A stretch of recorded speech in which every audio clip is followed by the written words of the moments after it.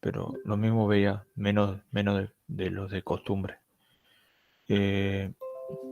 Bueno, hoy vamos a continuar con cables subterráneos. El viernes pasado vimos más que nada aspectos desde el punto de vista constructivo, tema de protección mecánica, profundidades. Básicamente hemos visto qué tipos de cables están permitidos, cuáles no, algunas características generales. Pero siempre desde el punto de vista de la instalación. Estaría faltando algunas cuestiones del montaje, algunas cuestiones prácticas que ya vemos si las abordamos, pero la idea de la clase de hoy es apuntar un poco a la parte eléctrica, a la parte de corriente admisible, características propias del cable, que no están tratadas de forma particular en la norma esta 95-101. En un punto en particular de la norma, ya lo ubico, un segundito. Hemos visto las profundidades mínimas de instalación, que eso por parte tiene un fundamento desde el punto de vista mecánico. En el caso de hasta 1 kilovoltios vemos que es de 70 centímetros o 700 milímetros. En caso de vereda y en calzada es de 1 metro. Más que nada está condicionado por un tema de resistencia mecánica. Pero si ven ya a niveles más elevados de tensión, tenemos profundidades mayores, ya tienen que ver un poco con el nivel de tensión y no tanto con la protección mecánica. Bien. Hemos visto cuando no se pueden llegar a cumplir estos puntos, estas profundidades, ya se habla de protecciones mecánicas ya de resistencia elevada, ya se usan placas o caños de hormigón, bloque. También, bueno, hemos visto disposición de cable en caños ductos de hormigón.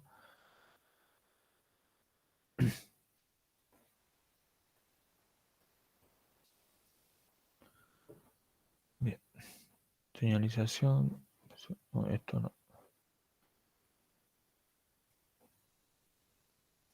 Habla de separaciones y ahí le quería mostrar un segundito.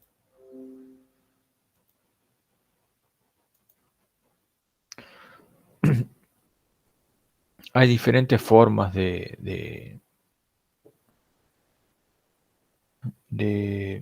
no lo tengo acá, perdón. Diferentes formas de instalar los ductos, diferentes configuraciones o formas de separarlo. Un segundo.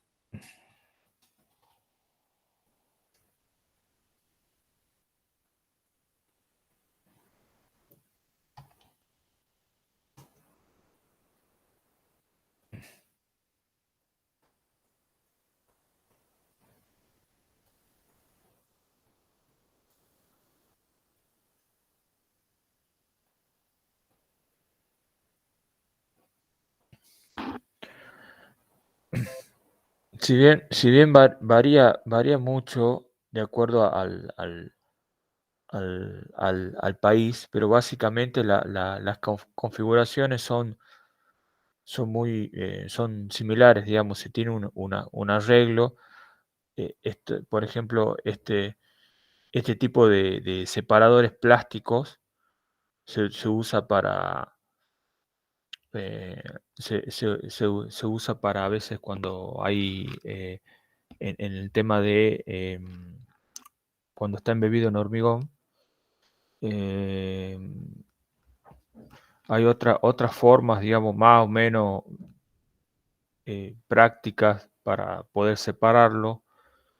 Eh, en algunos casos, bueno, yo no he visto particularmente eh, algo desde el punto de vista comercial para separarlo, pero bueno, a veces hasta se pone separadores en madera vienen, para lo que es agua también vienen algunos separadores, pero básicamente eh, van a encontrar, digamos, eh, siempre este tipo de configuraciones. Pero bueno, comercialmente esto se puede conseguir, por ejemplo, en el mercado americano se pueden llegar a conseguir estos espaciadores,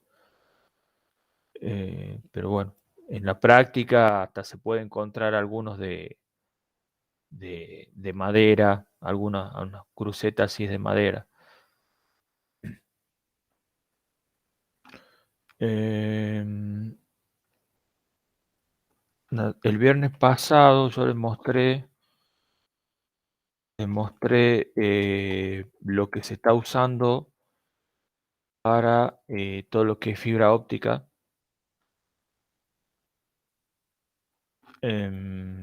Y hay algunas soluciones.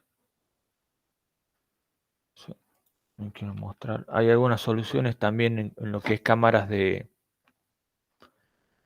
inspección que vienen ya prefabricadas, por ejemplo, como esta. Un segundito, ya se carga.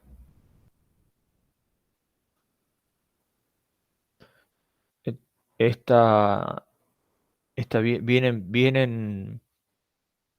vienen de esta marca, se consigue en el mercado local y eh, son prefabricadas, se arman, las paredes se van armando y encastrando y se usa para lo que es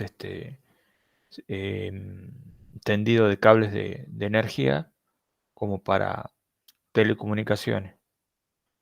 Ahí se ven cómo se va armando y hay diferentes configuraciones. También se puede usar para la parte pluvial,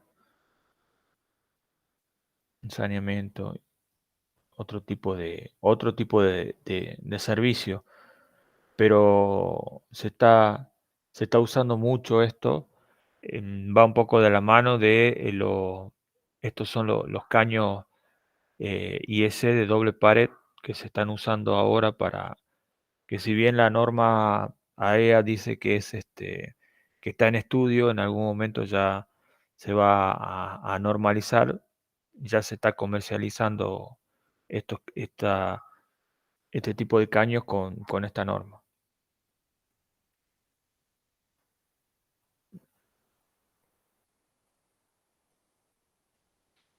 Un segundito, ya vuelvo a proyectar.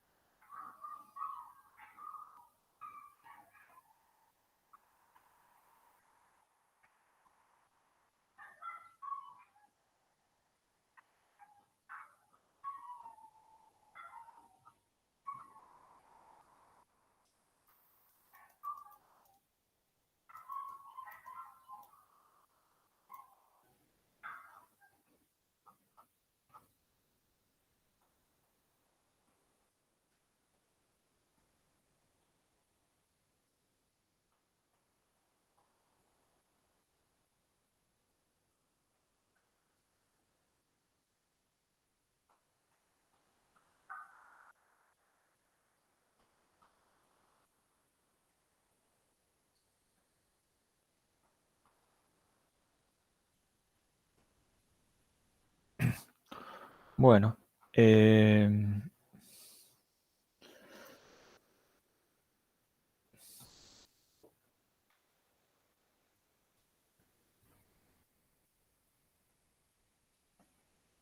ahí ya vuelvo.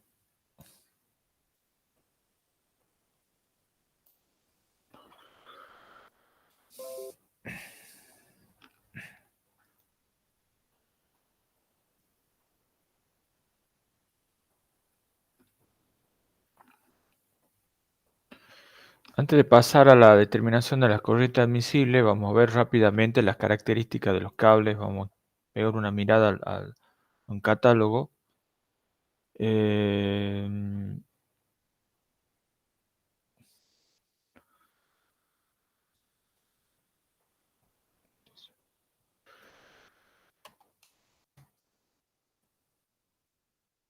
bien,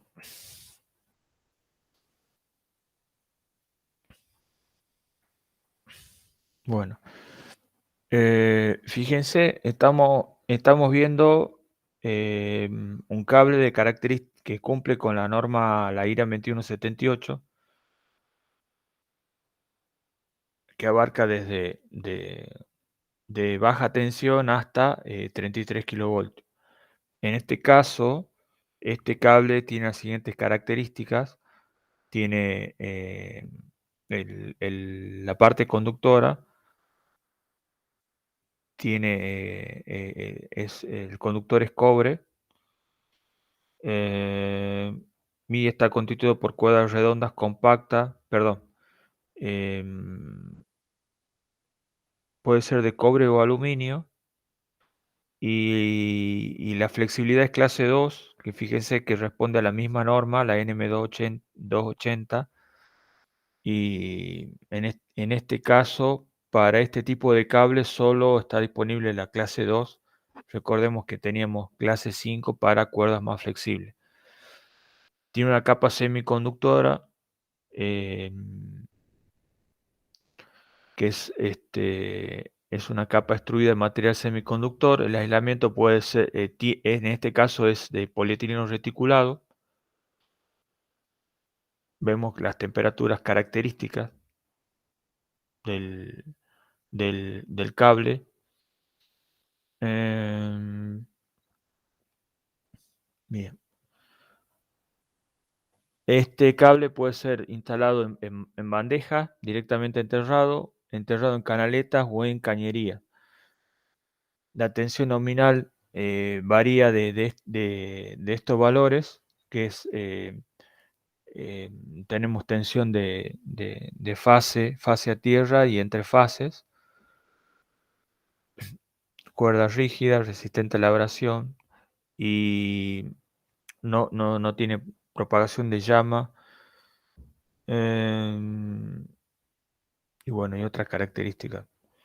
Eh, Tiene una pantalla metálica formada por cintas o una corona de alambres, de acuerdo al modelo, de cobre electrolítico recocido.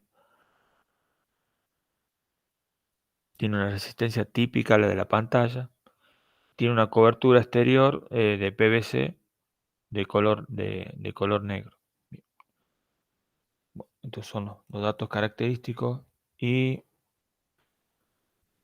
un segundito, vamos a aspectos más teóricos.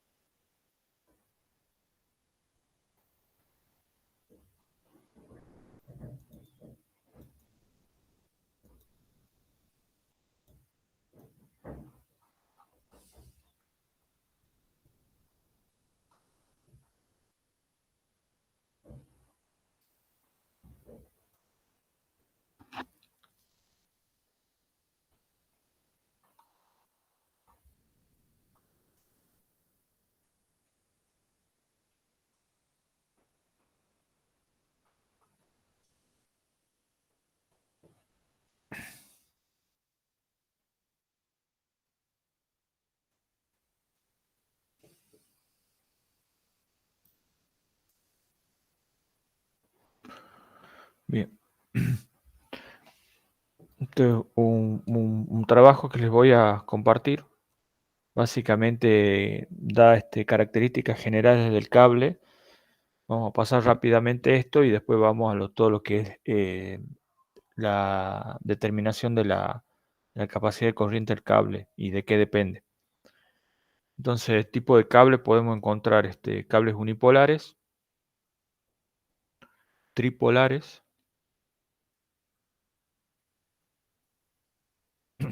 En el cable unipolar tenemos em, una sola fase por cable, tiene dos capas semiconductoras, una capa de aislamiento, una pantalla metálica y su chaqueta o, digamos, eh, cubierta, digamos, la cubierta del cable. El cable tripolar también se utiliza para cableos trifásicos con tres secciones conductoras, eh, colocado en treble, y la pantalla y la chaqueta son compartidas. Bien, esto estamos hablando de tensiones parecidas, esto es de otro país, pero bueno, podríamos encontrar algunas tensiones equivalentes. Em, los tipos de aislantes ya lo vimos en la clase pasada. Lo que podríamos llegar a encontrar acá en el mercado local es PVC y XLP y EPR, en algunos casos. Este, eh, no sé si fabricación local o algo importado tienen algunas características superiores a las de XLP. En vez de ser 90 grados, puede llegar a 105 grados. Pasamos el papel impregnado. XLP, bueno, no dice mucho, pero bueno, solo menciona que es de amplio uso ahora en la actualidad. PVC básicamente se utiliza en baja tensión y que también tiene buena resistencia a agentes químicos y mecánicos y adecuado para envolvente externo.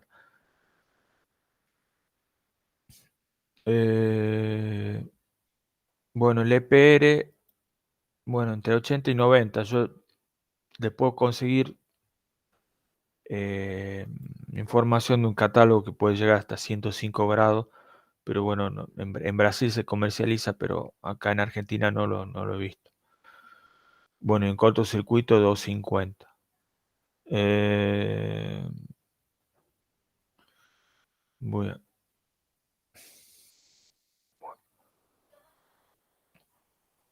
Son las características.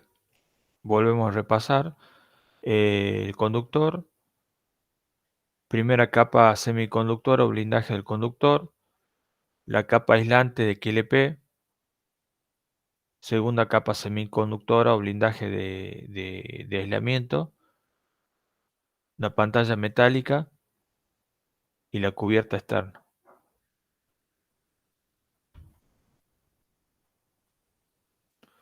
Sección conductora, el material conductor, bueno, eso básicamente eh, se utiliza cobre y aluminio.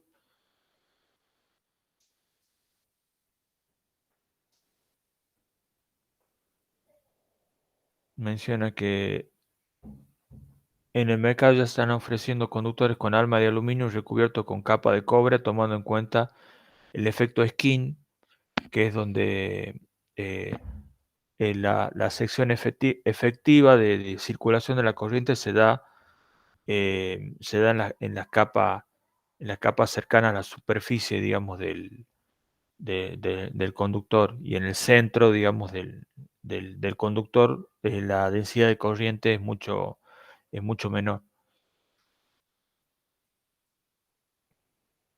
Entonces, son las características eléctricas del cable en cuanto a resistividad y el alfa, que es el coeficiente de variación de la resistencia. fíjense la diferencia entre cobre y aluminio. Acá están las relaciones para una misma resistencia eléctrica. La relación entre las secciones de cobre y aluminio tienen este valor. Tenemos más sección de aluminio que de cobre, que es esta relación.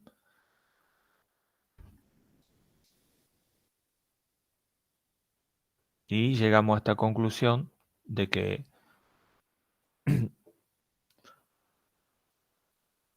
el rho del aluminio es más o menos igual a la mitad que del cobre. Bien. Acá están estas son normas de fabricación americana, pero en IS también tenemos los mismos, los tipos de cuerda. Vemos la primera capa semiconductora.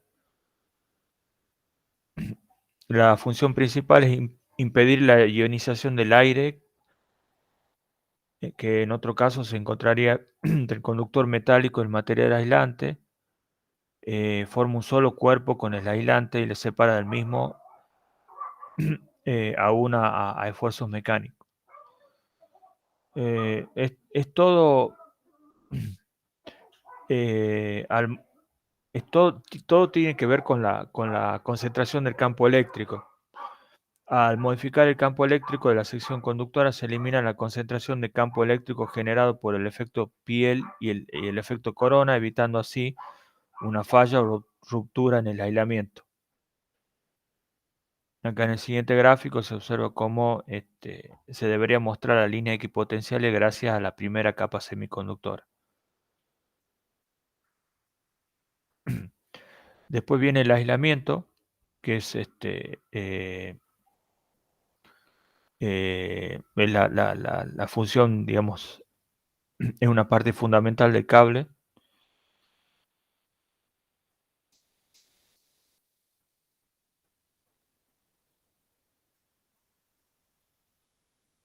Características generales, tipo de aislante y cómo se comporta. Dentro de la capa aislante, el campo magnético tiene una conducta radial y equipotencial concéntrica en el interior de su sección, como se muestra en la figura. Ahí se ven las líneas equipotenciales y la línea de flujo magnético.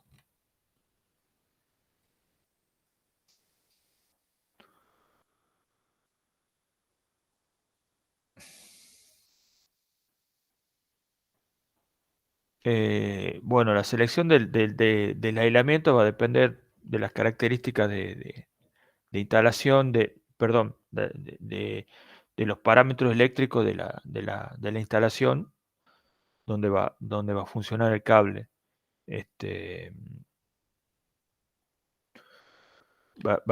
Básicamente tiene que seleccionarse de acuerdo a las tensiones, tanto en régimen como en algún caso de alguna sobretensión. Tenemos luego la segunda capa semiconductora de polietileno semiconductor.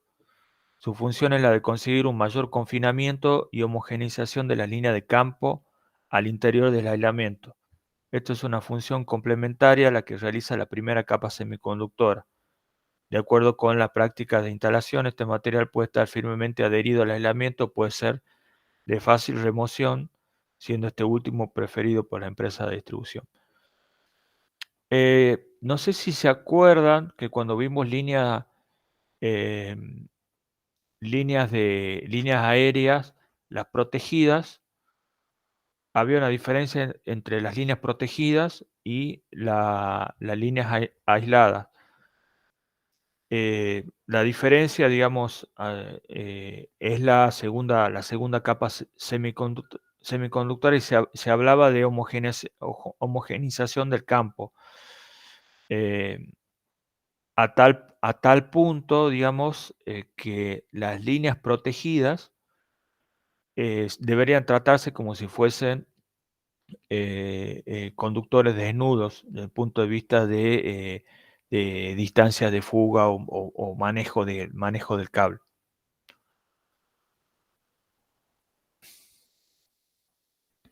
La pantalla metálica. El apantallamiento utilizan los cables tanto de media como de media o baja tensión. Está constituido por un conductor metálico no magnético, puede ser cobre o aluminio.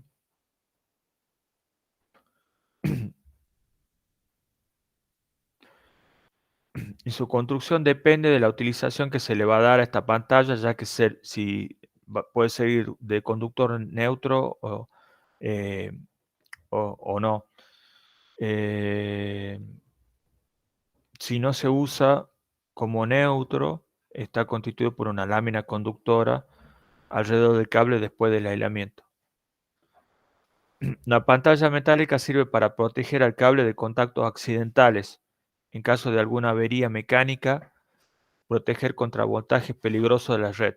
Un conductor metálico posee las características de un condensador al tener una capa de aislamiento entre dos capas semiconductoras y dos conductoras, lo cual genera un peligro potencial debido a los voltajes inducidos en las capas conductoras. Así que se debe tomar en cuenta la función del apantallamiento con conexión a tierra para controlar dicho voltaje. Y por último, la cubierta externa o chaqueta, que no cumple ninguna función eléctrica, sino que recubre el cable y quedará expuesta al entorno donde sea instalado. O sea, sirve para proteger contra efectos ambientales, químicos y mecánicos, más que nada para proteger la vida útil del conductor. Básicamente pueden ser de polietileno o de PVC. Bueno, acá hay una tablita de los materiales de las cubiertas, la comparación. Bien. Bueno, esto, cable de baja tensión.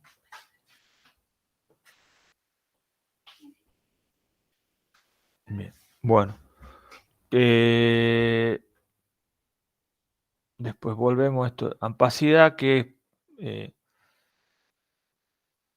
viene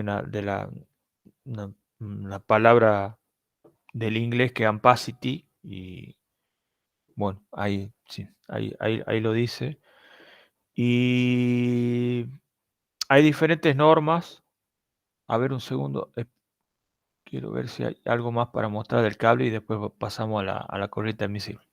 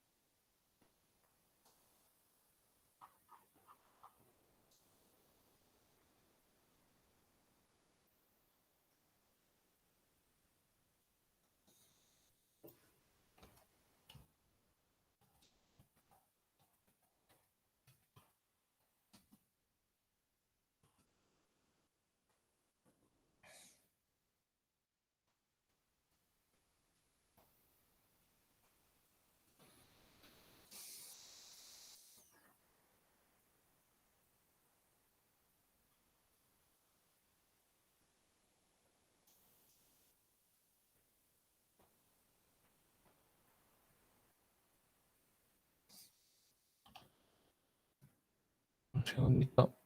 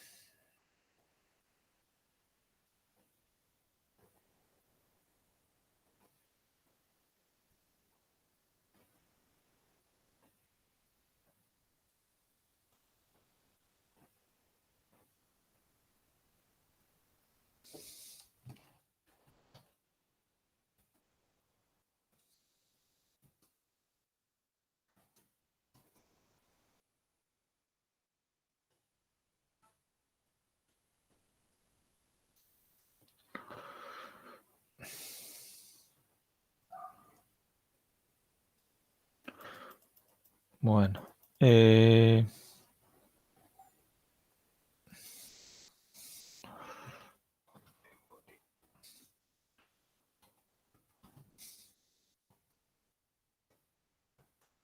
a ver, ahora sí. Ya lo encontré.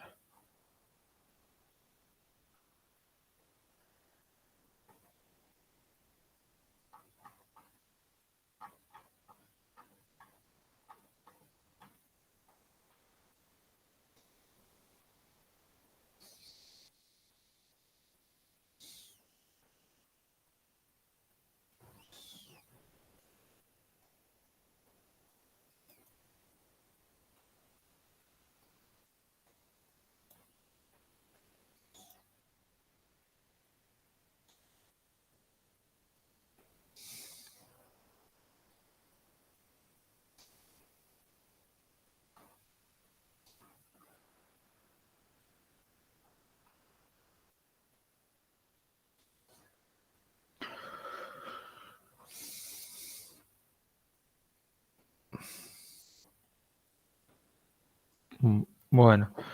eh, Estas son las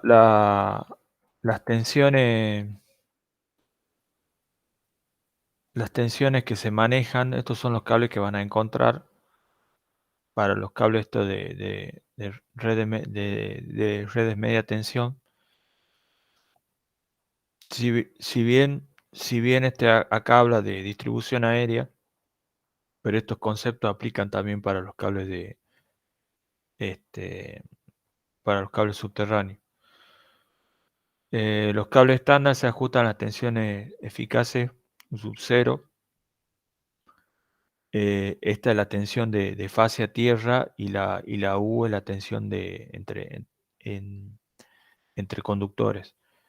Eh, el cable de baja tensión que tenemos, según IRAN 2178, tiene estos valores de tensión, 0,6/1,1, que generalmente cuando especifican un cable, si va a ser en IRAN 2178, como les decía la clase pasada, y también la clase de hoy, esta misma norma abarca tanto cobre como aluminio y diferentes tensiones. Entonces, si ponemos IRAN 2178, tenemos que aclarar qué material conductor es. A veces se da, si uno para secciones bajas, se da por descontado que es cobre, porque bueno, el aluminio lo tenemos a partir de una determinada sección. Y estas son las tensiones máximas. Eh, estos son valores, por ejemplo, 3,3, 6,6. Esto ya lo vamos a ver por qué hay una diferencia, 3,8 y 5,2. Vamos a ver por qué. Pero 3,3 es una tensión normalizada. Hay motores de 3300 en minería, se usa mucho esta tensión. 6,6 también se usa en todo lo que es industria de cemento y minería.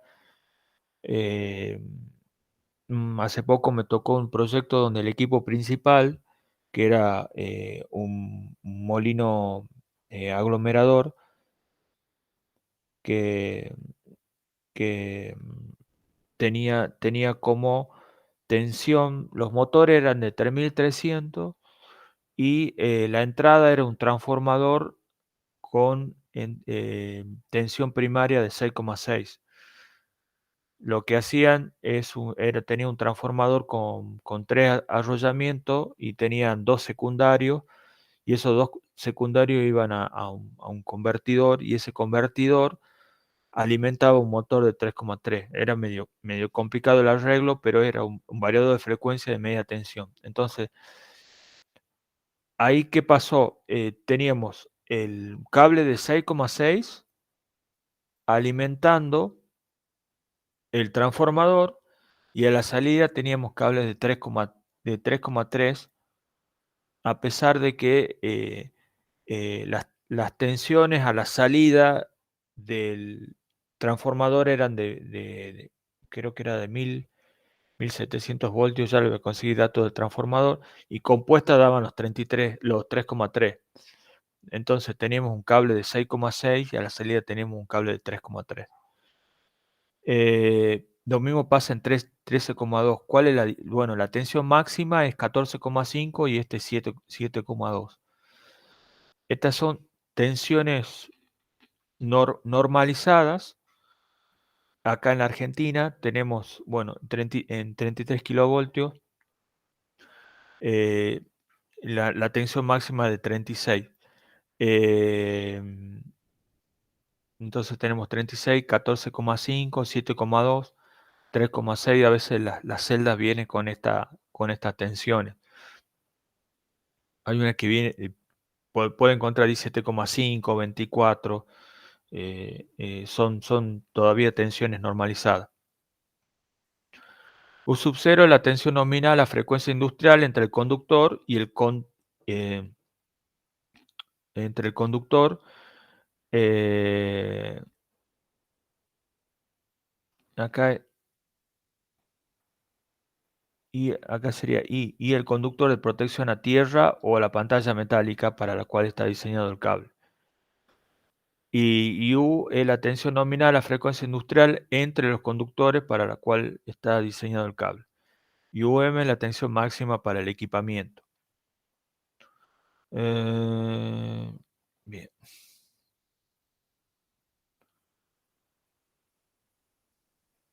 Acá habla para instalaciones subterráneas, se emplean principalmente en industrias, centrales.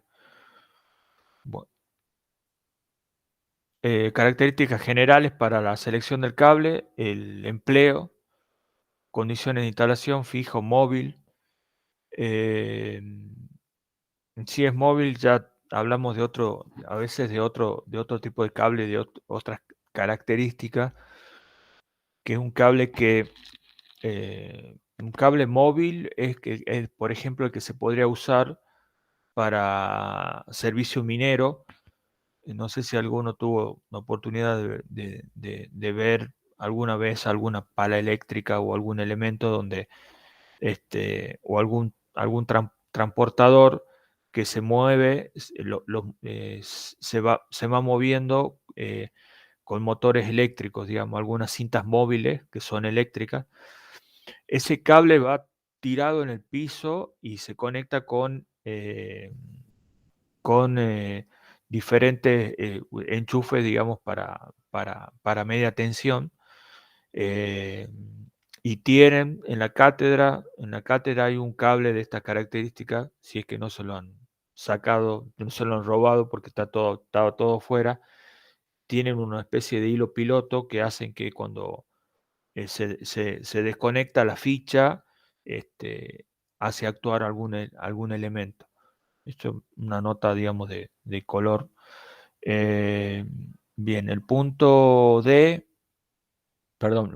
tensión de servicio efectiva en voltios, si es continua, alterna, monofásica, trifásica. Y en caso de corresponder el tipo de categoría de la aislación o aislamiento, ya lo vamos a ver este punto, de qué depende y tiene que ver con estos valores que estamos viendo acá diferentes para la misma tensión.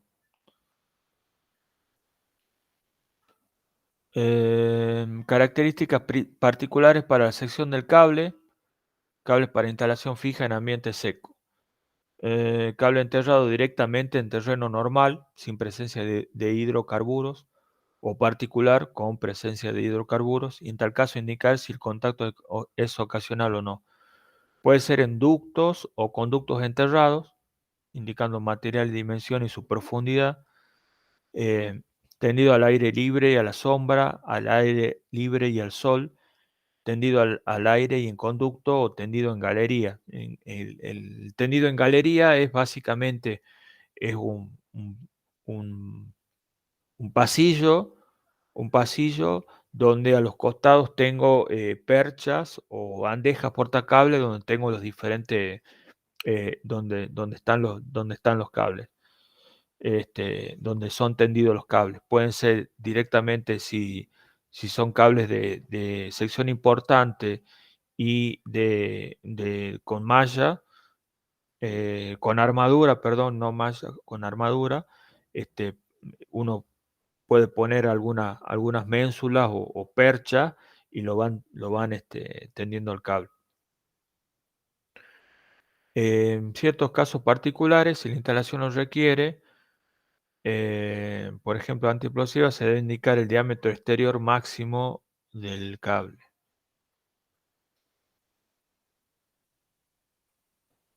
Esto les voy a averiguar por qué debería influir el diámetro exterior máximo del cable en instalaciones antiexplosivas.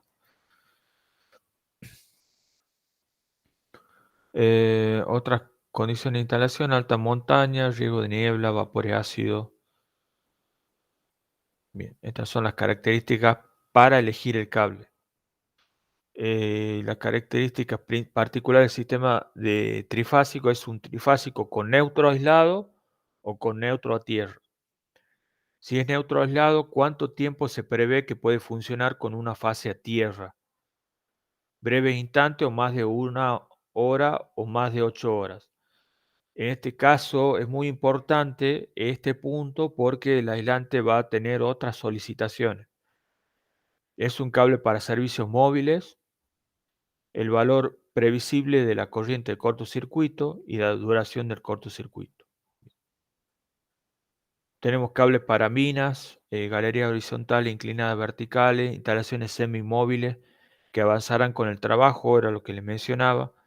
Las bobinas deben tener algunas dimensiones máximas como para poder manipular el cable. Se va a enrollar el cable en un tambor. Bueno, hay cables para altas temperaturas.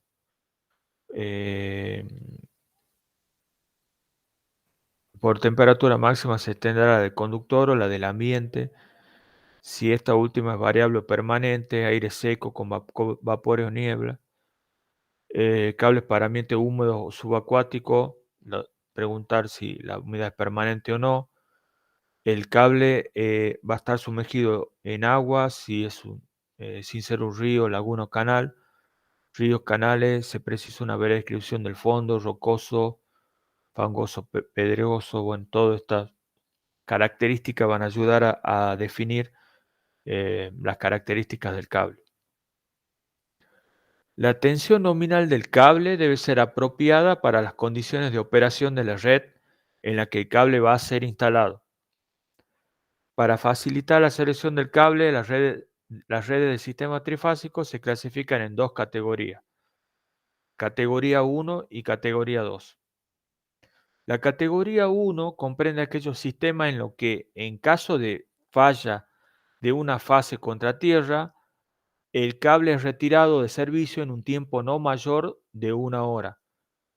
Cuando se utilicen cables con conductores aislados, individualmente apantallados, se podrá tolerar duraciones más prolongadas, pero en ningún caso dichos periodos serán mayores de 8 horas. Se deberá prever que estas situaciones anormales no se presenten frecuentemente. Y la categoría 2, todas las redes que no estén incluidas en la categoría 1. Entonces, veamos a fines prácticos cuál es la diferencia. Entonces, por ejemplo, si veamos, en este caso, no veamos ni 1100 ni 1300, que solo hay categoría 2. En 6600, la tensión máxima de la red es 7200. Pero fíjense que acá están los dos valores que habíamos mencionado anteriormente: 3,8 y 5,2. Entonces, ¿qué es lo que está pasando? Volvemos.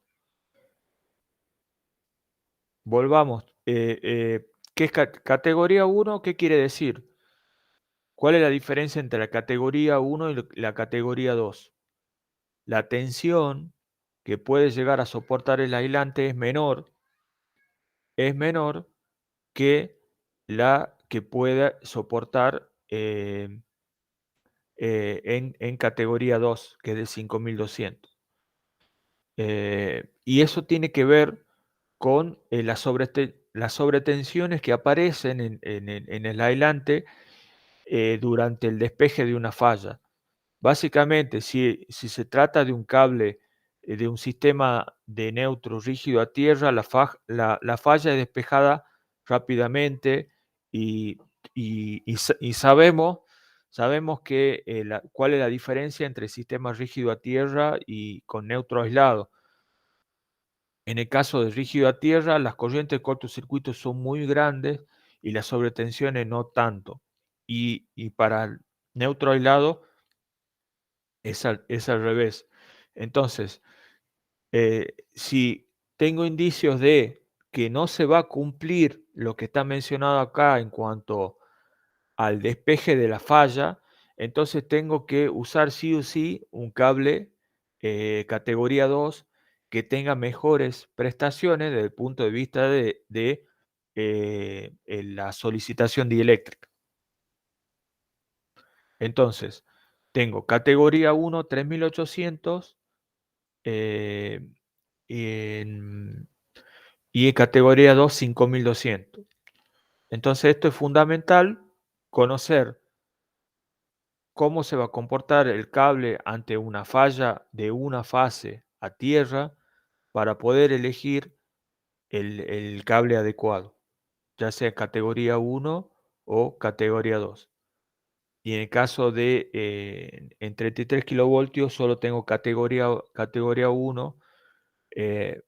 Me imagino que tendrá que ver con el tipo de regímenes de neutros que se manejan a este nivel de tensión. Bien.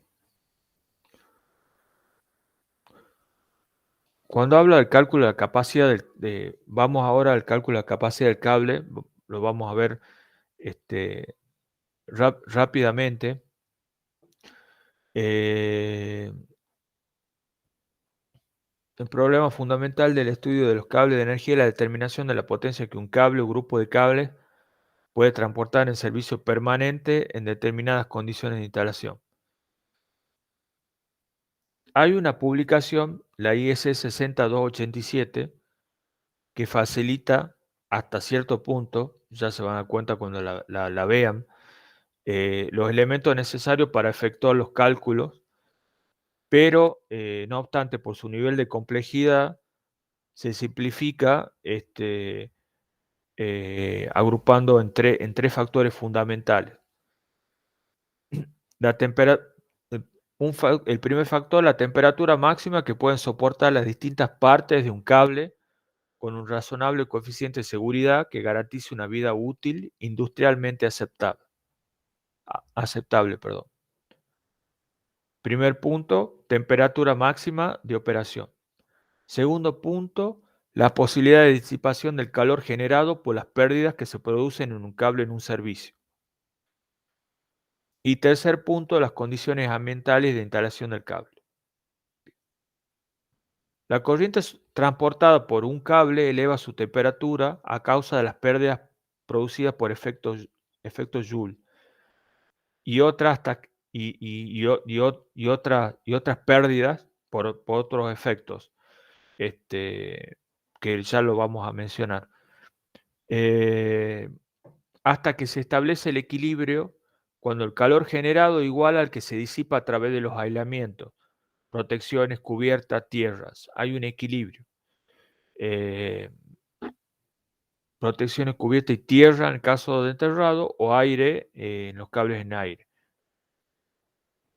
Toda esa disipación hacia el exterior o el medio ambiente. Entonces acá estamos viendo las vías de evacuación del calor generado por un cable a diferentes condiciones de instalación. Bien. Acá básicamente no vamos a andar muchos detalles, pero dependiendo de la configuración del cable, va a haber un modelo un modelo que permite simular o estudiar el comportamiento de la disipación del calor. Esos modelos se pueden llevar, digamos, se pueden implementar de esta manera, con estas resistencias o conductividades térmicas. Es como si fuesen resistencia, pero en vez de paso de corriente, este paso de calor. Entonces estamos viendo las diferentes partes que componen o que las diferentes partes que intervienen en la disipación del calor. Tenemos el conductor, la pantalla, la armadura, la superficie del cable y la superficie del suelo. Entonces son diferentes medios. Tenemos el aislamiento con su respectiva, digamos, resistencia térmica, los diferentes revestimientos, la cubierta, el terreno y el aire. Entonces, el flujo de calor se debe a la diferencia de temperatura entre el conductor y el medio que la rodea, que es el aire. Y está regido por una ley similar a la que se utiliza en electricidad para evaluar las corrientes producidas por una diferencia de potencial aplicada a una resistencia. Entonces, estamos hablando de conductividad térmica y, bueno, ley de Ohm térmica. Y entonces, bueno, acá estamos hablando de salto térmico, resistividad, resistencia térmica. Y bueno, todo esto, este modelo tiene una forma de estudiarlo.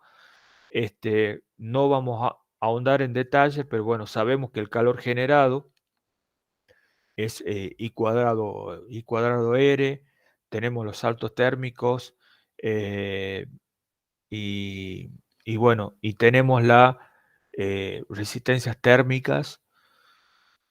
Todo va de la mano y sirve para estudiar la disipación, cómo se comporta, cuál sería el salto térmico entre el medio y el conductor, y que no debe superar los valores máximos admisibles por el material aislante, que es el que más sufre.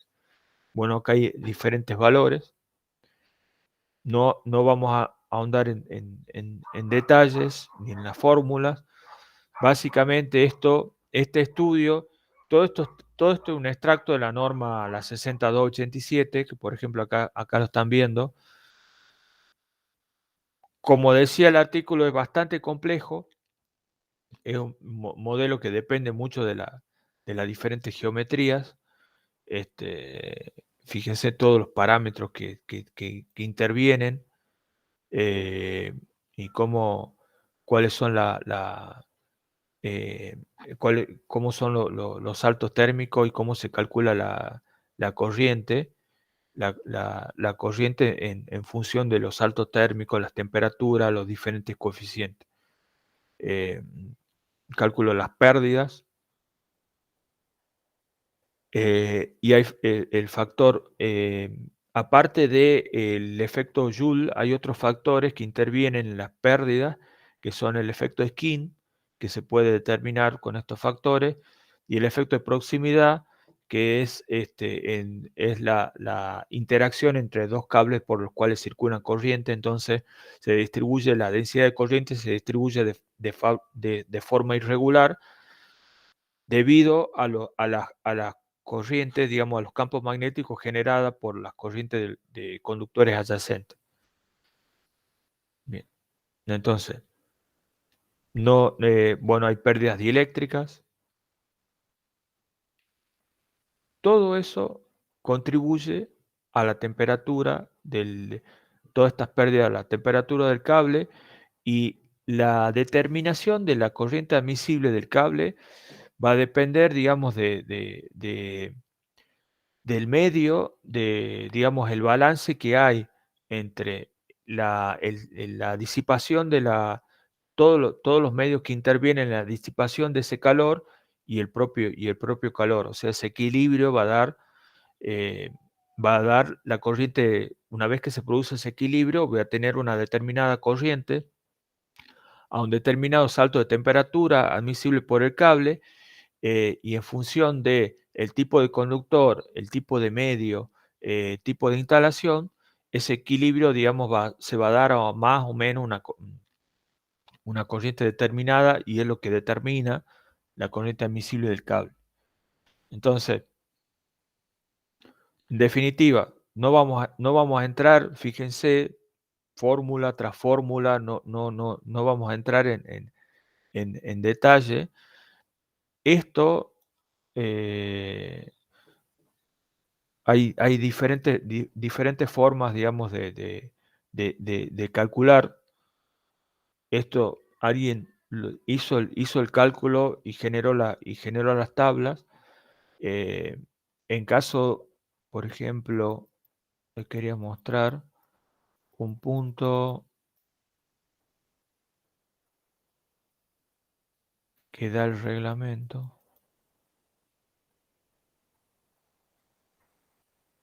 Un segundito.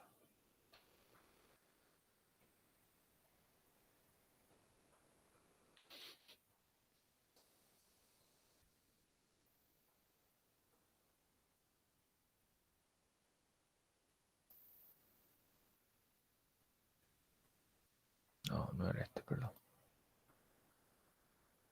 Bueno, el reglamento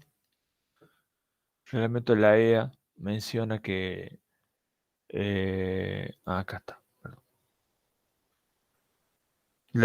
Por ejemplo, el reglamento de la EA, en la determinación de la sección, hay unos factores de corrección a diferentes temperaturas y si la diferencia de temperatura se produce por radiación solar, esas tablas no son de aplicación y bueno, y se debe utilizar la norma ISE con todas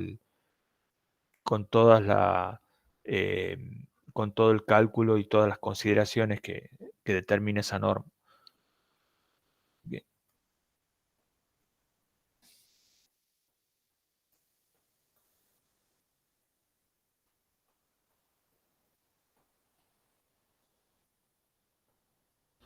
Bueno, entonces, básicamente, esto también se los paso para que vean, digamos, cómo se determinan los diferentes componentes. Eh, Esto que está acá ya lo conocen, que es la corriente de cortocircuito en los conductores. Eh, Bien, la determinación de la sección básicamente también para estos tipos de cables tenemos por un lado la intensidad máxima admisible por el cable en servicio permanente durante el cortocircuito, el tema de la caída de tensión y límite de temperatura, en este caso límite de temperatura de conectores, terminales, accesorios. Eh, Veamos la instalación en aire con estas condiciones. Instalación enterrada. eh, los valores de enterrado. Calentamiento de cortocircuito, ya sabíamos, ¿se acuerdan los K? 115 para el caso PVC, 143 para XLP. Corrección por diferentes temperaturas. Eh, Volvemos a algunos factores de agrupamiento, condiciones particulares, donde hay que aplicar diferentes factores de corrección. También aplica para conductores enterrados, perdón, para profundidades diferentes.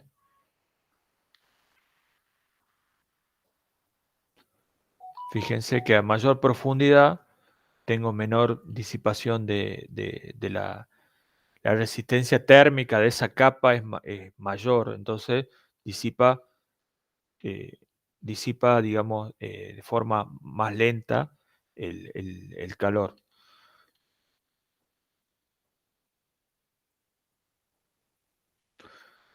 Diferentes resistividades térmicas de los suelos.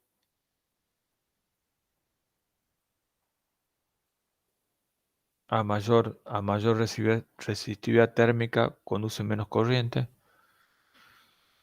Y esto también, el agrupamiento en sí, cuando tenemos diferentes conductores cargados, eh, diferentes conductores cargados en la profundidad, en proximidad, las temperaturas de diferentes temperaturas de suelo. Bien, bueno. Básicamente, bueno, y para cerrar vemos los ensayos de rutina, resistencia eléctrica del conductor, ensayo de tensión, ensayo de descargas parciales, y otros ensayos para lo que es 33 kilovoltios, descargas parciales, ensayo de tensión, ensayo eléctrico de la cubierta exterior, y otros ensayos especiales.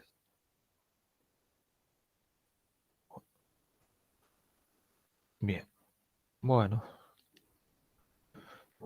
cómo se comporta el cortocircuito en los blindajes. Y esto lo podemos ver rápidamente, si no se lo dejo para que ya lo vean ustedes. Recomendaciones para tendido y montaje. Veíamos en la clase pasada que es muy importante el tema de, en caso de que usemos medios para el tendido, que la tensión generada en el cable durante el tendido no debe superar cierto valor ya definido por el cable, para no dañar la instalación. Radios de curvaturas, tanto en el tendido como en la instalación final. Este, básicamente,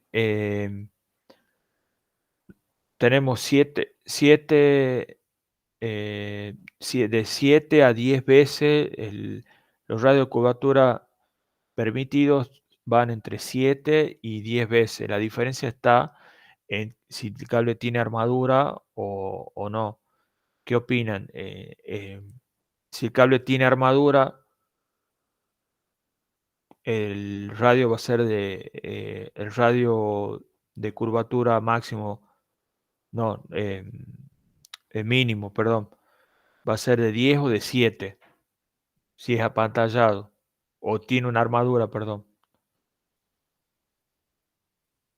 Me parece que el más grande. Claro. Este, ahí, digamos, para no dañar el aislamiento, tiene que respetar cierto radio de curvatura. Hay unos cables, no sé si ustedes lo escucharon hablar, un cable tipo, creo que se llama TC, que es un cable que viene con un corrugado metálico. No se usa tanto acá en Argentina, se usa para instalaciones antiexplosivas. eh,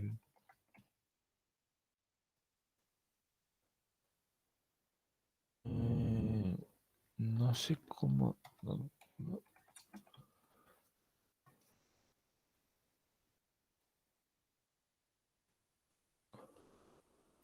El cable tipo S-Type.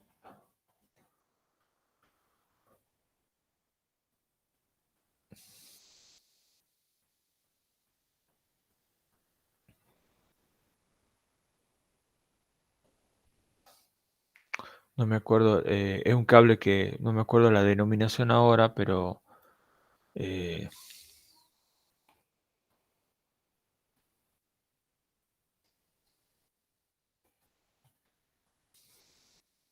ahí está. Mm,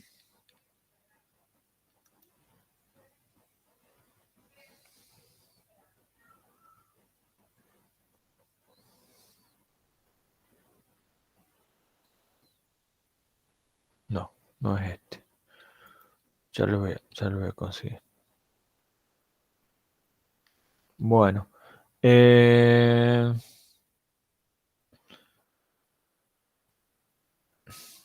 es la forma de agrupar las ternas. No, ahí estamos viendo la carácter. Volvemos, lo repasemos. A ver si si nos acordamos. Conductor, primera capa semiconductora, aislamiento, segunda capa semiconductora, pantalla metálica, que puede ser con láminas o con alambres, y la envoltura exterior. Este tripolar de conductor, capa semiconductora, aislamiento, segunda capa semiconductora, pantalla metálica, envoltura y armadura, envoltura exterior.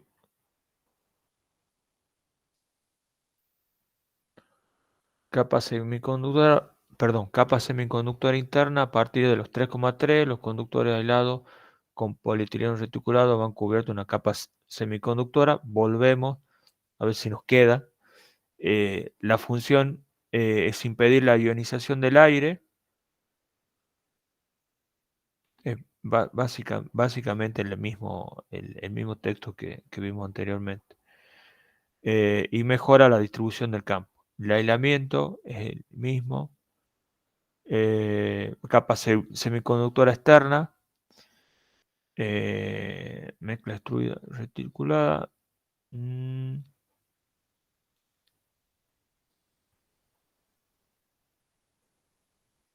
tipo de introducción, pantalla metálica. La función es, como dijimos, confinar el campo eléctrico en el interior del cable, lograr una distribución simétrica y radial del esfuerzo eléctrico en el corazón del aislamiento, limitar la influencia mutua entre cables eléctricos, algo importante, evitar, al menos reducir el peligro. Eso también hablamos de protección, digamos, contra, es como si fuese la protección contra contactos indirectos que veíamos en baja tensión y conducir la corriente de cortocircuito monofásico. Bueno. Y por último, quería mostrarle, a ver, un segundo.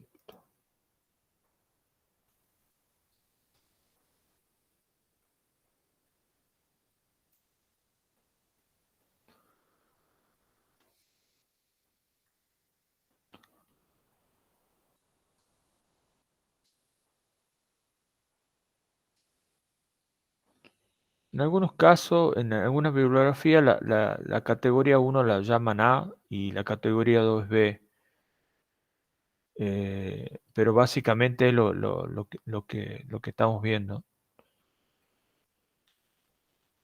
Fíjense, bueno, habla de A y B y C, pero el concepto es el mismo. Fíjense que las tensiones de fase tengo 6 por un lado y 8,7 por el otro.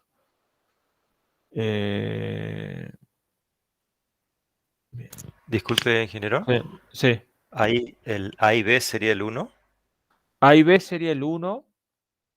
Ah, bien, No bien. sé por qué. Eh, Porque habla, fíjense, la categoría A incluye los sistemas en los cuales todo conductor de fase que entra en contacto con la Tierra o con conductor de tierra se desconecta en el sistema en menos de un minuto.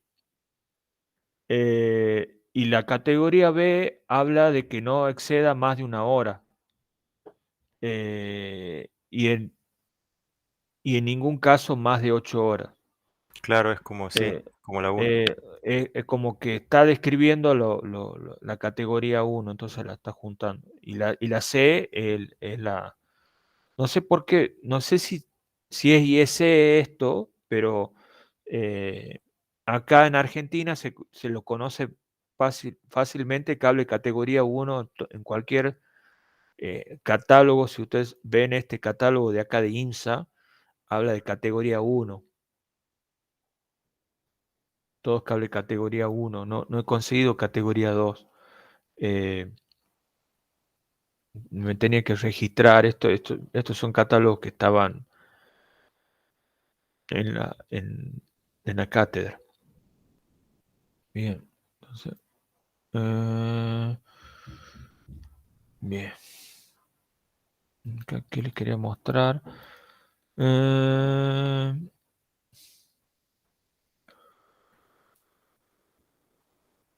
pues, le quiero redondear el tema con la comparativa entre la norma NEC y la IEC. Eh,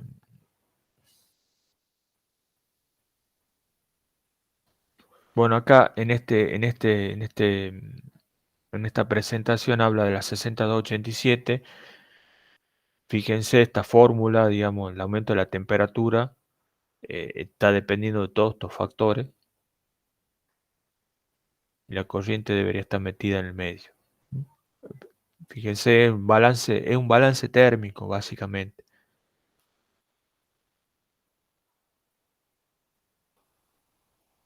Y ahí, bueno, describe rápidamente, esto está en español, está bueno, digamos, 6287, hace un resumen. Cómo calcula las pérdidas,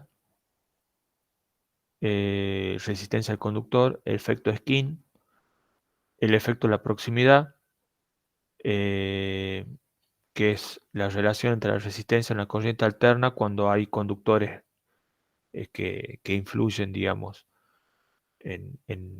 y siempre se compara con el valor de la resistencia en continua. Pérdidas en el dieléctrico, factor de pérdida en las cubiertas o pantallas. Todo esto de la norma 60287. La resistencia térmica de todas las partes del cable, fíjense, T1, T2, T3.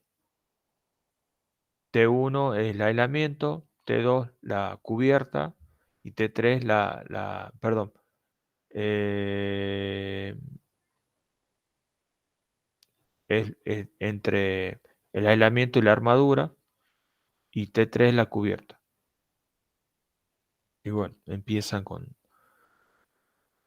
todo el equivalente. Fíjense que todo son simulaciones desde el punto de vista térmico y básicamente es eso, digamos.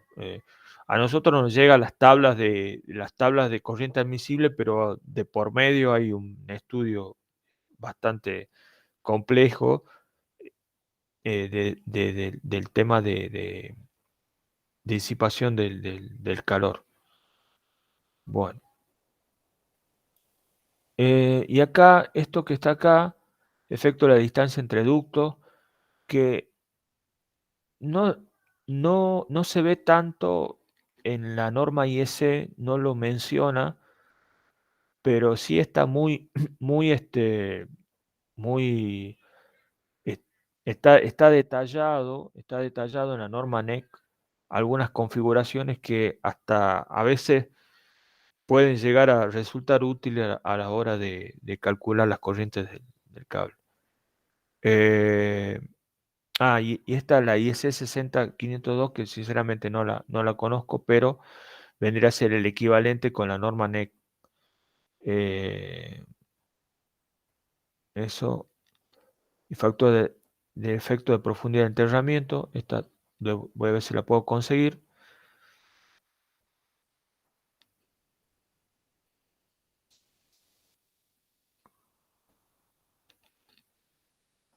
pero también menciona las dos normas al mismo tiempo. Eh, Esto que está acá es la norma NEC, y bueno, y ahí ya se mete esto ya en un programa particular. A ver si hay algo más acá.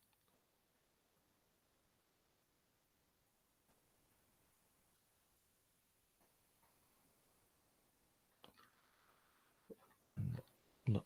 Bueno, y les muestro, ya por último, les muestro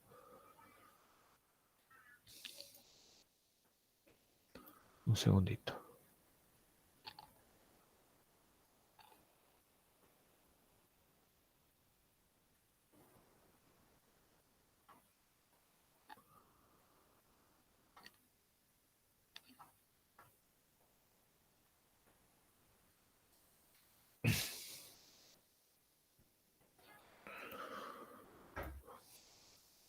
Mm.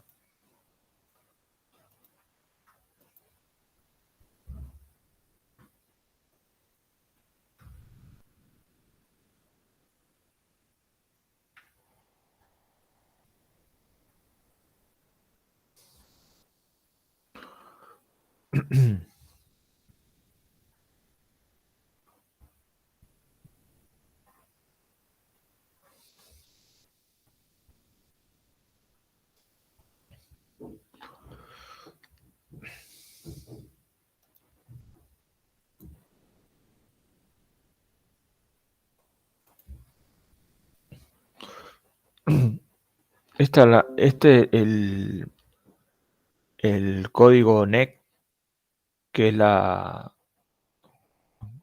470, que es el National Electric Code, que esto es la edición 2005, si alguno puede conseguir alguna. Está disponible, todos los artículos de esto están disponibles de forma gratuita, uno puede entrar y ver punto por punto.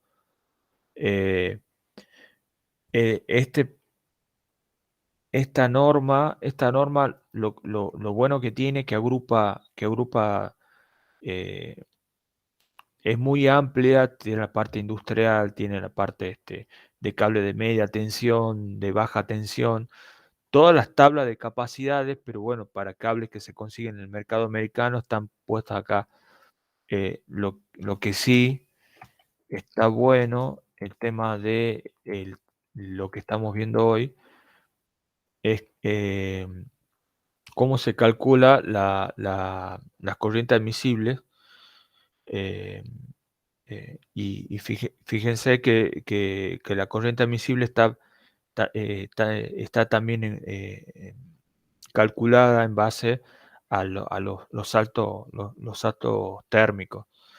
Eh, lo que decíamos, el balance térmico entre la potencia, eh, eh, las pérdidas, digamos, de potencia y cómo disipa el cable y el medio esa potencia.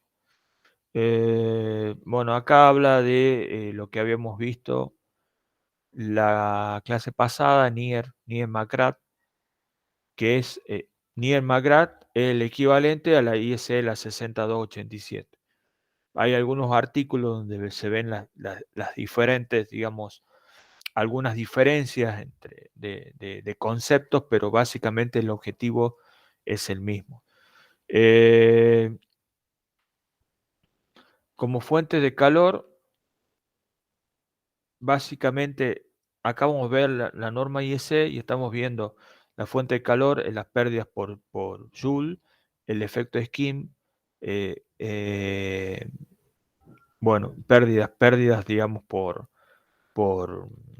por histéresis en materiales magnéticos, eh, el calentamiento de otros conductores en el ducto, eh, calentamiento mutuo. Entonces ahí estamos viendo eh, cómo volvemos al tema de balance térmico.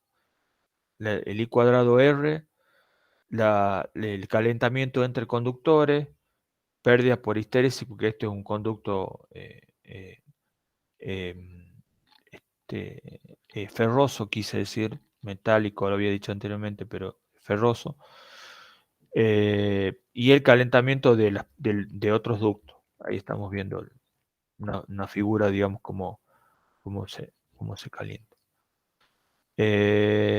Bien,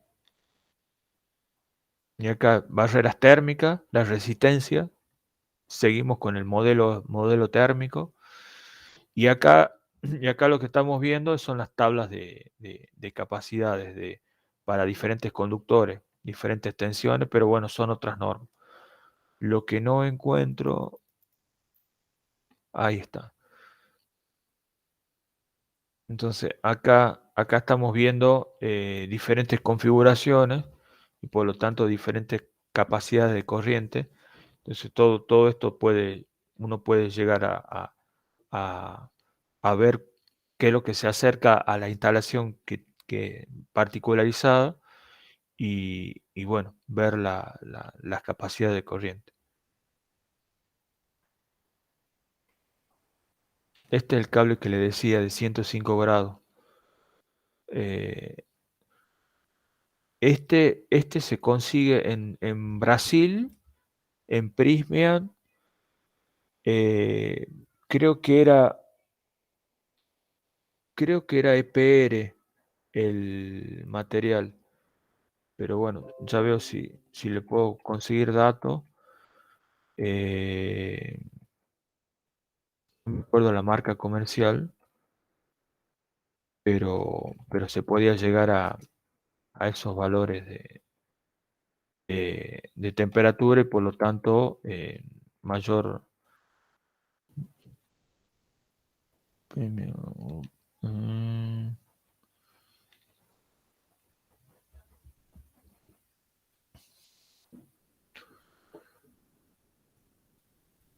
Sí, MB120, MB105. Un segundo.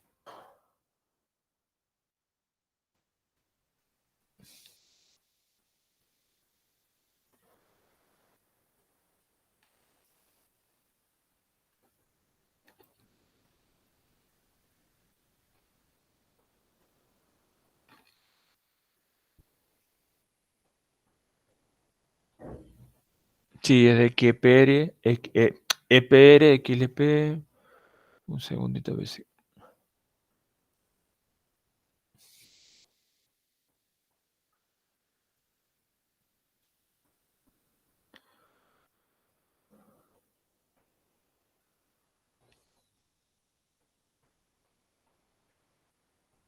No, es NEMA IS. Bueno, NEMA, perdón. Bueno,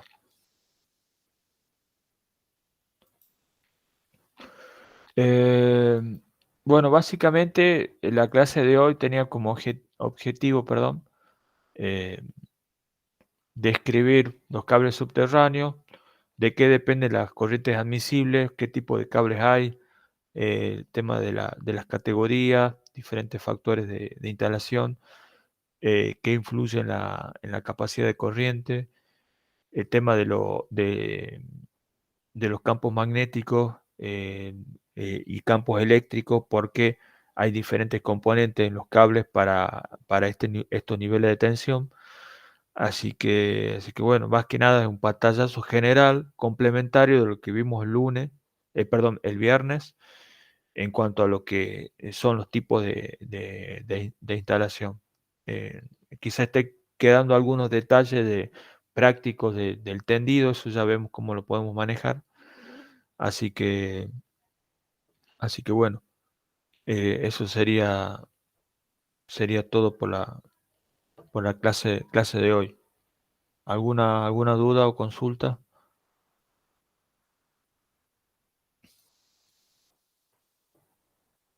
Yo estoy bien, ingeniero. Bueno, eh, bueno, les quería comentar, bueno, este viernes es feriado, el lunes también es feriado, así que ya voy a... ustedes la clase práctica acordaron, vi algunos mensajes, ¿cambiaron el horario o fue solo por el miércoles pasado? El miércoles pasado varios chicos tenían inconvenientes en ese horario Bien, y hemos convenido para esta semana cambiarlo. Era de 10 a 13 y ahora va a sí. ser de 1 a 15, de 13 a 15. Y ese puede, a usted, a todo le conviene ese horario de una a 15 o En ese solo, momento habíamos, ¿sí? perdón, en ese momento estábamos todos Ah, en línea y estábamos bien, viendo porque están cursando muchas materias de diferentes años y se bien, solapan en los horarios. bien. Porque estaba pensando que el miércoles que viene, como no va a haber teórica para la práctica, podría dar yo teórica en ese horario. Mejor si, o sea, lo podemos terminar de, de definir en el grupo, mejor si es en ese horario o de 1 a 15, de 13 a 15 o de 13 a, perdón, a ver, mejor si es de 13 a 15 o 13 a 14:30. A mí me convendría ese horario. Si no, de 13:30 a 15. Si, si, pero bueno, eso lo podríamos llegar a coordinar si les parece bien, para, digamos, para no perder, al no haber teoría, digamos, puedo aprovechar ese horario de práctica para seguir con algún tema particular que seguiría algo de subestaciones. No sé si les parece, cuando vuelva a WhatsApp podemos discutirlo. Sí, igual por mi Mm, parte, ingeniero, bueno, ya estamos comprometidos de 13 a 15, así que estaría dentro de lo mismo. Bien, bueno, está bien. Nos confirmamos entonces. Eh, no sé qué te parece, Mauro. Sí, perfecto, Eh, porque después los mm, chicos tienen centrales de 15 a 16 y los mm. otros tienen máquina de fuerza de 16 a 20. Ah, bien, bien. Sí, Bueno, para tener un ve- tirón largo nada más de clase, pero sí, podemos hacer, o sea, sí, yo digo para no perder, digamos, podemos hacer una hora o algo, o que sea algo bien distendido, digamos, como no quemarlo. sí, Este, exactamente. sí, así que bueno, listo entonces. Si no hay algún duda o consulta, cortamos acá.